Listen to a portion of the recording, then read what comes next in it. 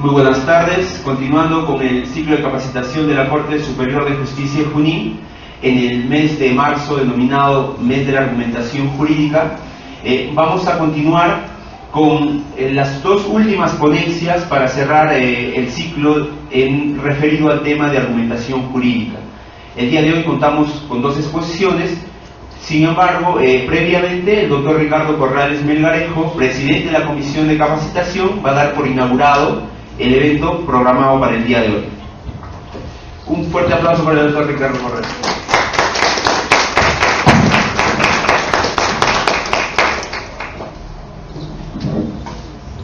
Estimados amigos, buenas tardes con todos ustedes. Muchas gracias por venir. Una muestra de que la ciudadanía huancaína, los trabajadores del Poder Judicial, los jueces tienen ánimo de capacitarse.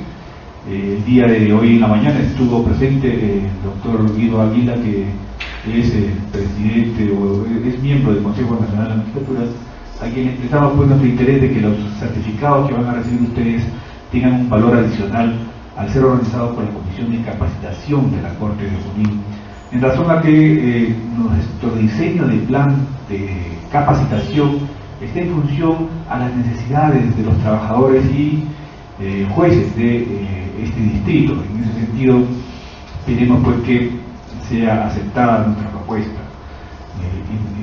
En esta última fecha del mes de la argumentación jurídica tenemos dos temas fundamentales en la comprensión de esta temática, y también para anunciarles que el próximo mes comenzamos con el mes del derecho civil. Va a venir el doctor Gunter González Barrón, el doctor Fordina Mango también va a estar por acá, también el doctor Nelson Ramírez, entre otros expositores. Ya le vamos a hacer llegar la relación, vamos a publicar en el diario El Correo las actividades para ese mes, y entonces también quedan ustedes cordialmente invitados. Entonces doy por inaugurada esta última actividad de capacitación de la Corte de Junín.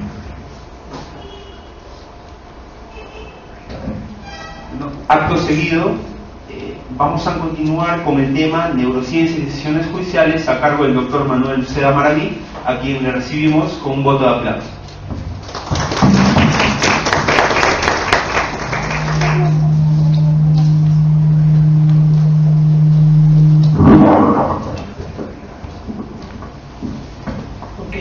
Buenas tardes con todos. Doctor Corrales, buenas tardes. Agradecerle al doctor Corrales por la invitación en esta tarde. Bueno, ya sin más preámbulo voy a comenzar con el tema de la neurociencia y decisiones judiciales. En sí, ¿qué es la neurociencia? La neurociencia es una ciencia muy amplia que estudia, entre otros, el funcionamiento del cerebro. Y para que un operador jurídico, abogado, juez, pueda tomar una decisión, esto tiene que proceder de la estructura cerebral. Ahora, ¿qué es lo que pasa? En los últimos tiempos ha habido algunas innovaciones en esta ciencia que han merecido el pronunciamiento de profesores renombrados como el profesor Michele de Tarufo o como el profesor Jordi Nieva. ¿Por qué? Porque ha habido algunos experimentos que estuvieron a cargo de científicos como Nadal, Fernández, Libet, John Dillon. ¿Qué es lo que dicen ellos? Que en sí, que nuestro cerebro toma decisiones 5 segundos antes de que se manifieste nuestra voluntad. ¿Y qué implicaría esto? Que se cambie el panorama del derecho, que pueda haber una nueva estructura del derecho. Eso es lo que dice, por ejemplo, Michele del Tarufo. ¿Por qué? Porque si una persona toma la decisión, pero el cerebro ya lo había predeterminado 5 o 10 segundos antes, entonces habría que darle otro enfoque al derecho. Por ejemplo, Michele de Tarufo dice, habría que analizar en materia penal, por ejemplo, si vamos a seguir teniendo ese modelo actual de la responsabilidad en materia penal. En materia civil vamos a tener que también hacer una reformulación. Si hablamos de responsabilidad civil o en materia penal del tema de dolo, de la culpa, pero si el cerebro ya estaba predeterminado para que tome esa decisión, entonces tendríamos que cambiar tal vez a un derecho penal que de la causa, un derecho penal objetivo, donde ya no se analiza el tema del dolo o de la culpa. ¿Por qué? Porque el cerebro ya había predeterminado que esa conducta tenía que pasar. El profesor Jordi Nieva, con ocasión a las decisiones judiciales, nos dice que muchas veces los operadores de justicia, los jueces, toman decisiones, pero no netamente en base a temas a veces jurisprudenciales o a temas normativos. Por favor, la siguiente diapositiva. Para que un juez tome una decisión judicial, nosotros entendemos que estamos frente a un sistema de libre valoración de la prueba. Anteriormente, Michele de Tarufo dice, antes de la Revolución Francesa, existía una prueba legal. La norma te decía cómo se tiene que valorar tal prueba. Una declaración de parte, una prueba documentada. Sin embargo, después de la Revolución Francesa, ya hay una línea por un tema del sistema de libre valoración o la sana crítica, que también se aplica en el caso peruano. Ahora, este sistema de la libre valoración tiene que ver también con los parámetros o las fuentes del derecho, porque si un juez emite una decisión judicial, se entiende que tiene que estar basado en que la Constitución, en la norma o en la jurisprudencia o en la costumbre. Pero aquí es lo que trata ya el tema de la neurociencia, que no solamente se toma el tema de las fuentes del derecho, sino también el juez en algunas ocasiones va a emitir una decisión dependiendo del estado emocional, de la tristeza, de la alegría, de la ira, y que esto lo voy a yo demostrar con unos ejemplos prácticos y que se han dado en el caso peruano. Por favor, la siguiente diapositiva. Este tema emotivo no es un tema tal vez actual. Tal vez ustedes habrán escuchado que Fernando de Trasegníes escribió una novela, Ciriaco de Urtecho, litigante por amor. En esta novela, ¿qué es lo que pasa? Ciriaco de Urtecho solicita la libertad de su esposa, pero su esposa era esclava del señor Juan de Cáceres, un comerciante. Entonces, de por medio está la lucha entre ¿qué? Entre la propiedad y el tema del derecho a la familia. Y Ciriaco de Urtecho, ¿qué nos menciona? Quería Fernando de Trasegníes, que en la demanda que Ciriaco de Urtecho interpone para recuperar, ¿no?, a su esposa, también introduce argumentos emotivos, argumentos sensibles, con la finalidad de que el juez pueda sensibilizarse y tomar en cuenta que era su esposa y que él estaba luchando por una causa noble, por un tema de generar una estructura sólida como familia. Por favor, el siguiente. Ahora, este tema de las emociones también ha sido analizado por el profesor Bullard. El profesor Alfredo Bullard realiza o cita dos investigaciones, una que se hizo en Estados Unidos y la otra que se hizo en Israel. Vamos a empezar con la investigación, con la experiencia que se tuvo en Israel. En Israel se evaluó a dos grupos de jueces. Y yo voy a tratar de ser dinámico para poder ser tal vez resumido en graficar este ejemplo. ¿Qué es lo que pasa? Con estos dos grupos de jueces, las decisiones se tomaban dependiendo del apetito del juez. Lo voy a decir así. ¿Qué es lo que pasaba? Para que un juez pueda confirmar una sentencia, era más fácil cuando no tenía apetito, cuando no tenía esa necesidad de tomar los alimentos. En cambio, era una situación distinta cuando el juez estaba con la necesidad de tomar los alimentos. ¿Y qué es lo que se sacó de esta conclusión? Que para que se pueda revocar una decisión se necesita tener un grado más profundo de análisis y de razonabilidad. Y si el cerebro, en este caso del juez, está con una necesidad de alimento, no le va a ser tan fácil poder realizar ese raciocinio, ese razonamiento. Entonces, lo más práctico es confirmar la sentencia o confirmar la resolución que ya se ha emitido. ¿Okay? En este segundo ejemplo, tenemos que en una universidad de Estados Unidos a dos grupos de estudiantes se les pone en experimento un caso. Práctico el caso. A mata a B, con las peculiaridades que hay siempre en cada caso. ¿Qué es lo que pasa? A un grupo de estudiantes le dan, se puede decir, pruebas documentales, mientras al otro grupo, aparte de estas pruebas documentales, adicionan también imágenes. Y se puede ver, hay imágenes de la escena del crimen, el cuchillo con el que se cometió el asesinato. ¿Y qué es lo que pasa? Este primer grupo de estudiantes condena al homicida con una pena de 10 años, mientras que este otro grupo de estudiantes condena al homicida con una pena de 15 años. Pero la pregunta es si son los mismos hechos, porque es que las penas son distintas. ¿Cuál es el factor importante? El factor importante es el tema de las imágenes.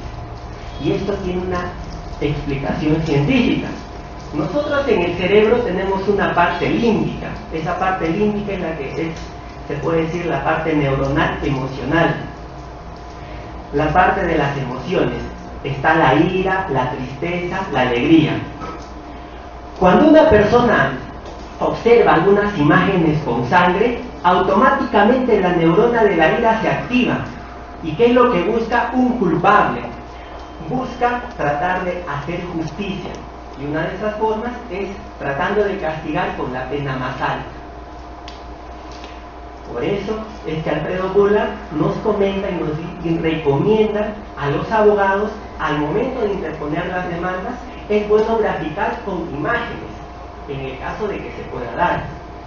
Yo voy a contar una experiencia que se dio en las exsalas mixtas.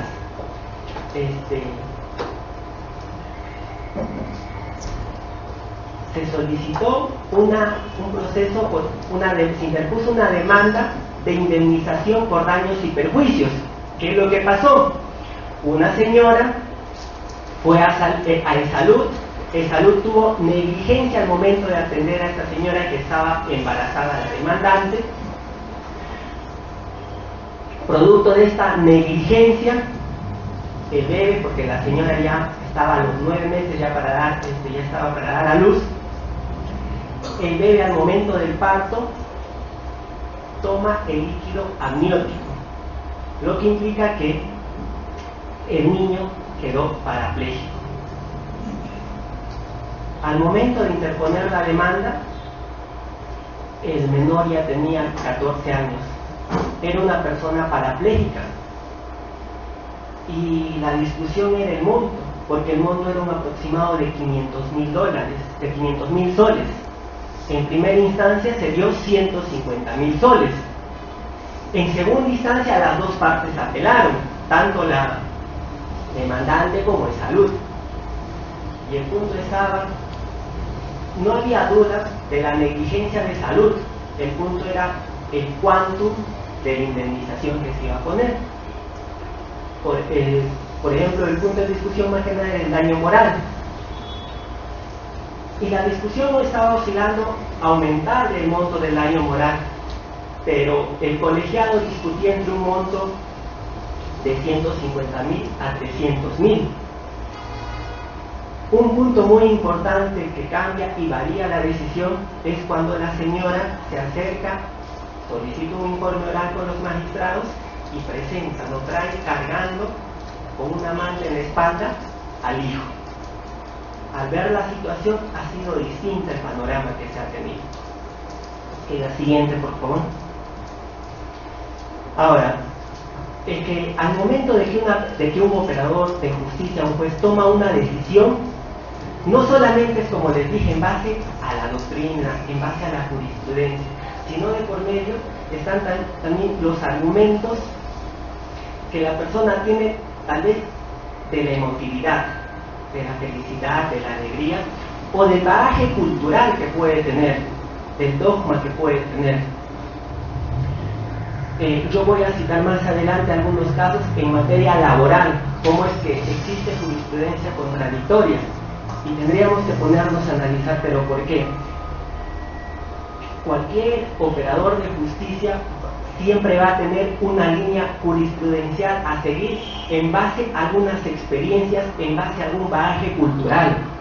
Por ejemplo, si una persona es seguidor de Carlos Smith, ha leído los libros que ha escrito, va a tener un pensamiento capitalista, un pensamiento tal vez pro empresa, distinto que sería un juez que tenga como seguidor a Karl Marx, que es una persona que siempre ha luchado por la reivindicación de los derechos laborales, mientras que Adam Smith propugnaba que una de las formas de desarrollo de un país era a través del capitalismo, sin intervención del Estado, mientras que Karl Marx indicaba que también el individuo necesita de los instrumentos que el Estado le tiene que dar para salir adelante.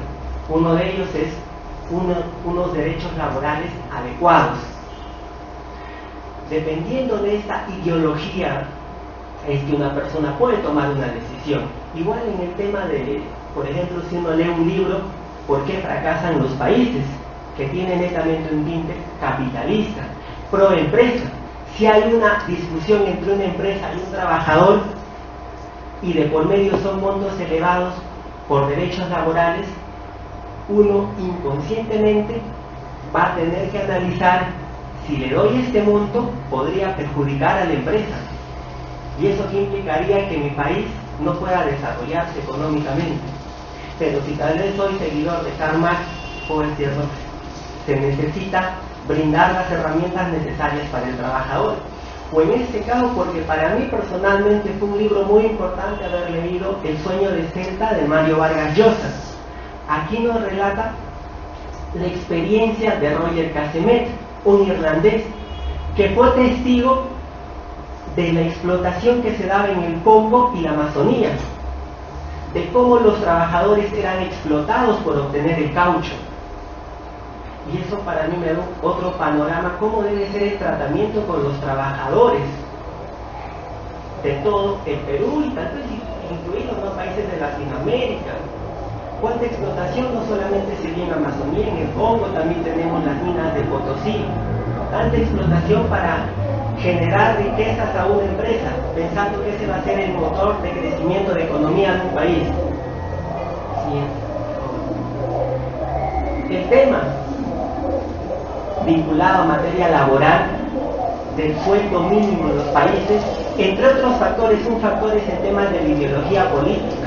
Si una persona pertenece al espectro de la izquierda o a la derecha. Y yo les voy a decir por qué, porque parece curioso. Yo estoy poniendo 3 ejemplos.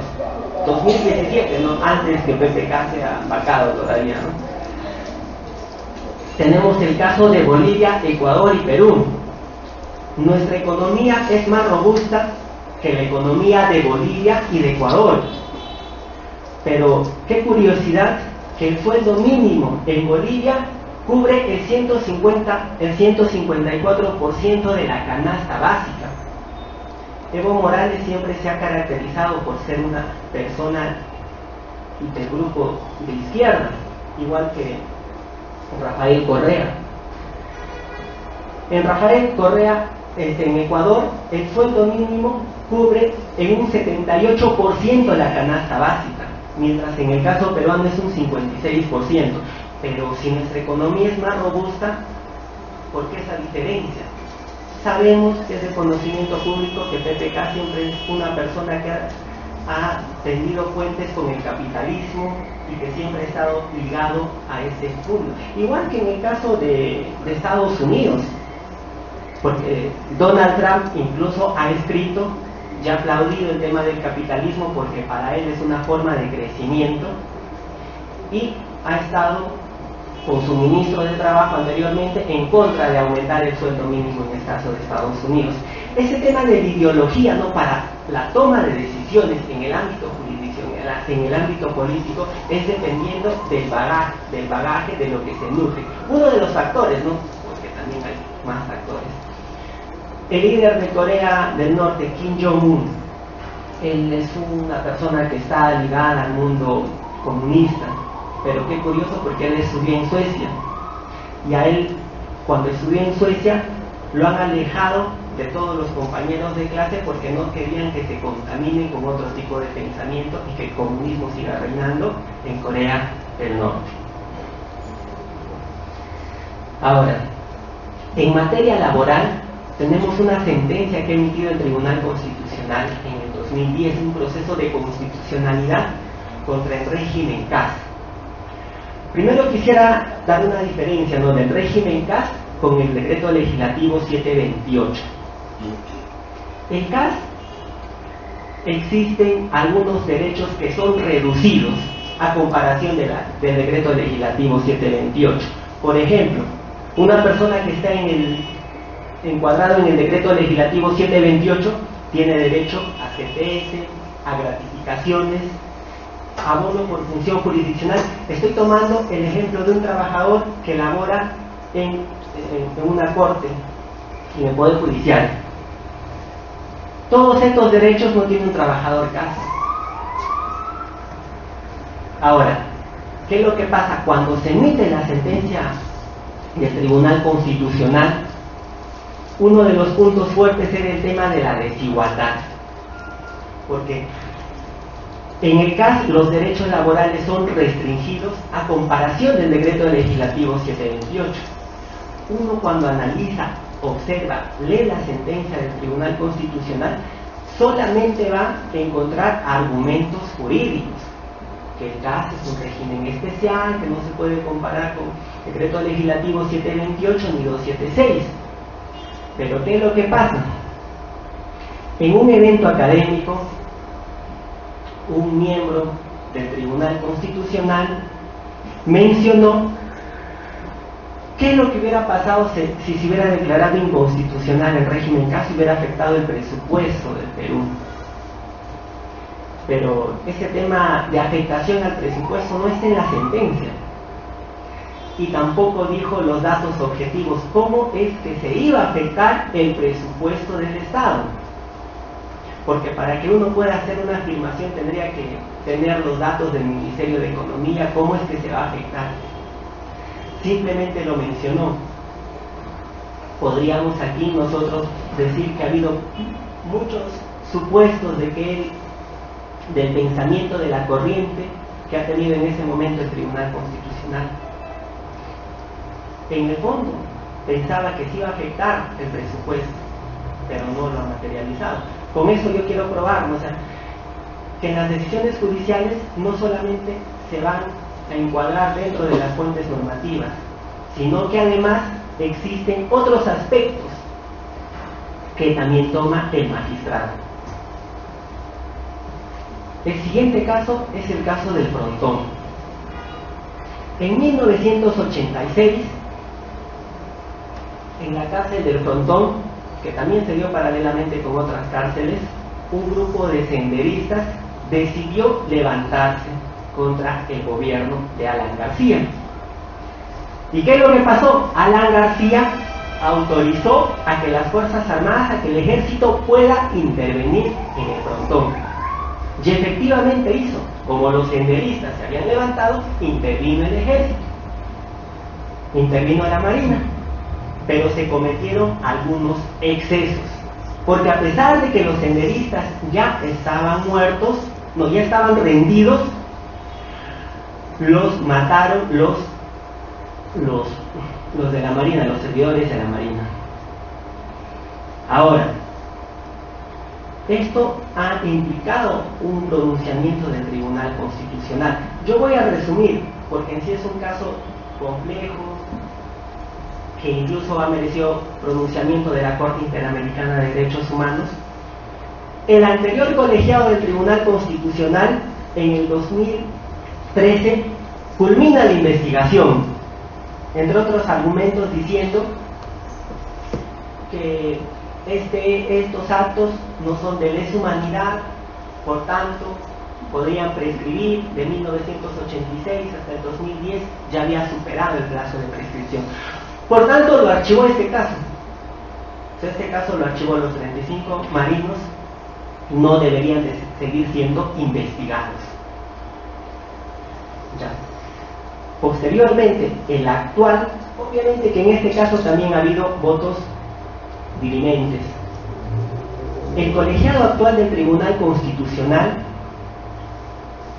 emite una nueva resolución y ¿qué es lo que hace? Cambia este panorama. Dice que no, que se debe de seguir investigando. ¿Por qué? Ha habido un conteo mal de votos. Acá decían 4 que se archive y 3 en contra. No era 4 contra 3, un voto era del otro bando. ¿Qué es lo que podemos resumir? El anterior colegiado dijo, contra los 35 marinos no archiven el caso.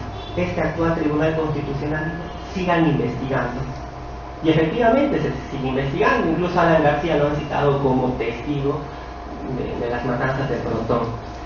Ahora, ¿qué es lo que pasa? Hay una entrevista que da María Ledesma Narváez, actual miembro del Tribunal Constitucional, en Canal N. Llega, menciona, porque si uno de estas dos resoluciones solamente son temas jurídicos. María Ledesma Narváez dice, tampoco podemos dejar estos hechos en la impunidad.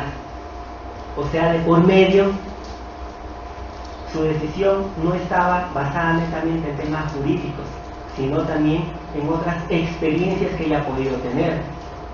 Para ella, tal vez, los marinos deberían de seguir siendo investigados. Puede ser que haya cogido algún libro de algún autor, porque sobre Sendero han escrito muchos. Ana Jara, Antonio Zapata, Ricardo Uceda, hay muchos libros. Y si uno hace análisis de estos libros, por un momento se pone al lado de la Marina, porque dice es injusto que desde 1986 puedan seguir siendo investigados, más aún cuando todo esto nace de Sendero Luminoso. Carlos Mesías, también en un evento académico en la Universidad San Martín, mencionó que se debería de tomar en cuenta la situación caótica que vivía el Perú, pero este tema tampoco fue analizado ni escrito en la sentencia que sacó el Tribunal Constitucional. O sea, de por medio son otro tipo de argumentos, o hay, se puede decir, argumentos que están detrás de los verdaderos argumentos que se tienen, y lo que han utilizado es el derecho, una forma de transmitir esos argumentos que ellos tenían. En materia laboral, la Corte Suprema tiene jurisprudencia contradictoria. El caso es del sindicato minoritario y el trabajador que no está afiliado a este sindicato. Por eso es que en la foto se ve un grupo reducido de trabajadores. Tenemos por un lado los jueces que deniegan este derecho y por el otro los que sí le han dado. ¿Qué es lo que argumentan? En el caso de la Sala Constitucional Transitoria de la Corte Suprema, indica que le corresponden estos derechos. ¿Por qué? Porque de por medio se tendría que analizar el derecho a la igualdad. Por el otro argumento va que el convenio es vinculante y como en el convenio decía que son sindicalizados, no se debería de dar, ¿no? Nos damos cuenta que por un lado la Corte Suprema lo que está haciendo es proteger a las empresas. Si la demandada es, por ejemplo, será Huancayo, Telefónica de Perú, pero por otro lado la Corte Suprema tiene una postura proteccionista hacia el trabajador. Debemos de tener en cuenta que en este tipo de casos solamente existe un sindicato en la empresa, a modo de ejemplo en Telefónica, pero este sindicato es minoritario. La norma nos dice que un sindicato es mayoritario y tiene representación de todos los trabajadores cuando agrupe a la mayoría de los trabajadores, pero en estos casos son minoritarios, no había un sindicato mayoritario. ¿Y por qué denegarle un derecho a los que no estaban afiliados? Si se entiende que los sindicatos luchan para la mejora de los beneficios y condiciones laborales de todos los trabajadores, indistintamente si estén o no estén afiliados. Siguiente ejemplo. Esto es un caso similar pero con el sindicato mayoritario. Igual, jurisprudencia contradictoria de la Corte Suprema. Por un lado, dicen que no le corresponde porque no estaba sindicalizado, y por el otro lado la Corte adopte el criterio de proteger al trabajador. Para conocimiento de ustedes, la sala laboral en estos casos está optando por un criterio proteccionista hacia el trabajador. O sea, en los dos casos, sindicato mayoritario o minoritario, está prefiriendo otorgarle los beneficios al trabajador a pesar de que no estaba afiliado. Hay otro caso, Roe versus Wade, en Estados Unidos. Esta sentencia es de más o menos de 1970, si mal no recuerdo. Un caso que generó bastantes críticas, bastante análisis por parte de los operadores jurídicos. Se tocó el tema del aborto. Una persona que estaba embarazada demanda que no se le aplique el artículo 1196 del Código Penal, que castigaba a la persona que cometía el aborto. ¿Y qué es lo que pasa? La Corte Suprema, en esta sentencia, establece 3 periodos del aborto. Dice que durante los 3 meses, con una autorización del médico, la persona puede abortar. Si es en la última etapa, de los 6 a los 9 meses, si es que está en riesgo la vida de la madre. Pero lo curioso es, ¿cuál es el argumento científico para que se pueda decir o para que se pueda clasificar el periodo de aborto en 3 etapas? No existe ninguna justificación jurídica. Entendemos que ha existido otro tipo de justificación para que ellos puedan tomar esta decisión.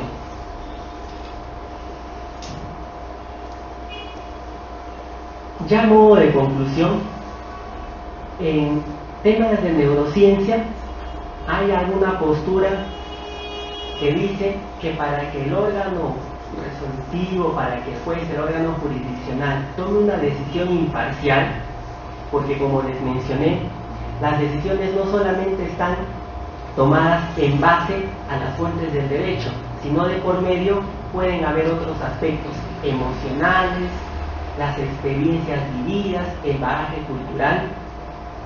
Se debería de tener un juez instructor y otro de sentencia, para que este juez no esté contaminado con lo que ha sucedido a lo largo del proceso y el juez de sentencia sea otra persona.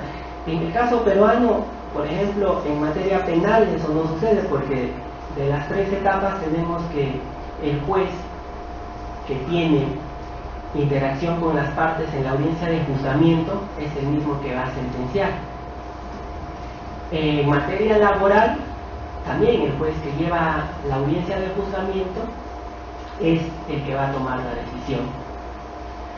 Mi postura personal es que, más allá de las experiencias que tienen los operadores de justicia, deben analizar la naturaleza y la esencia de los procesos. En el sentido, por ejemplo, de un proceso en materia laboral. En materia laboral, uno debe dar preferencia al trabajador por el hecho de que el derecho al trabajador nace justamente para proteger esa parte más débil. Entonces no podríamos poner una regla igual o comparar con otro tipo de procesos. Por ejemplo, en el ámbito del derecho civil, no podríamos nosotros, en un caso de mejor derecho de propiedad, de nulidad de acto jurídico, poner la balanza a favor del demandante o del demandado, pero en materia laboral sí se necesita poner esa balanza a favor del trabajador, porque el derecho al trabajo nace justamente para proteger al trabajador, que a lo largo de la historia ha sufrido muchas duras luchas para reivindicar sus derechos. Ok, esto era todo, muchas gracias.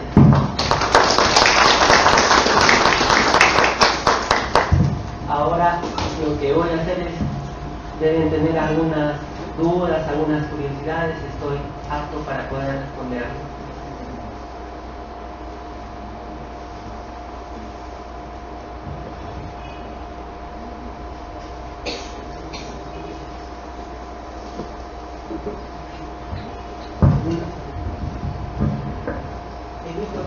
no sabe si lo puede hacer. Sí. Aceptaba la exposición y lo entendí muy bien. Ahora le quería preguntar, en un caso, por ejemplo, en un caso, cualquier caso, ¿cómo lo argumentaría la forma y el fondo de un caso? Cualquier caso. Cualquier caso. Ya, vamos.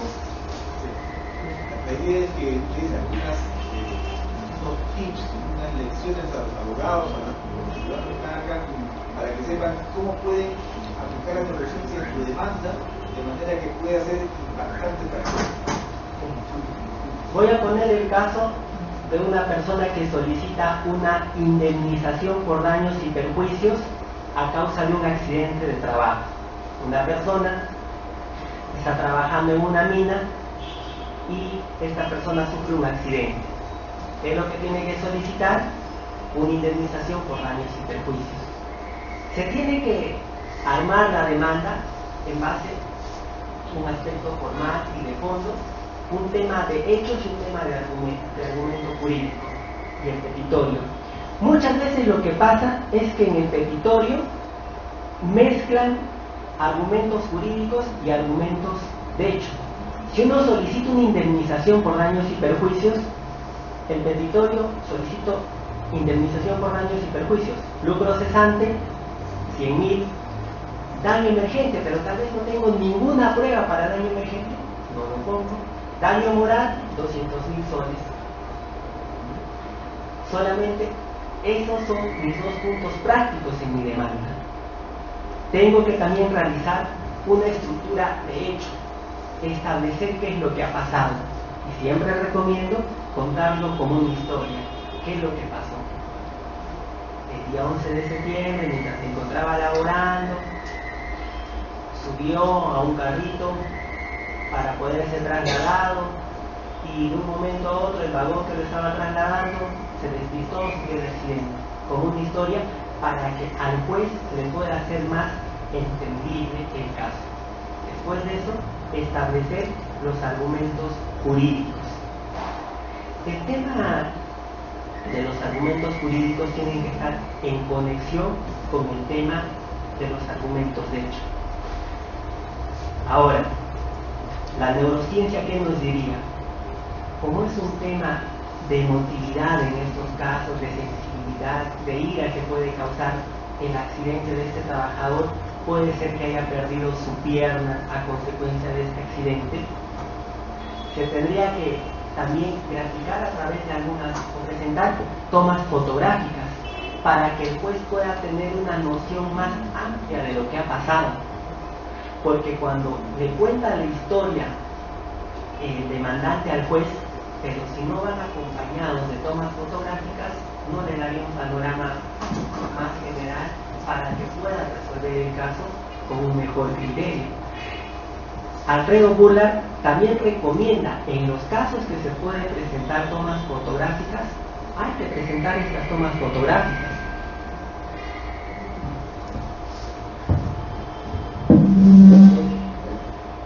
¿Alguna otra pregunta?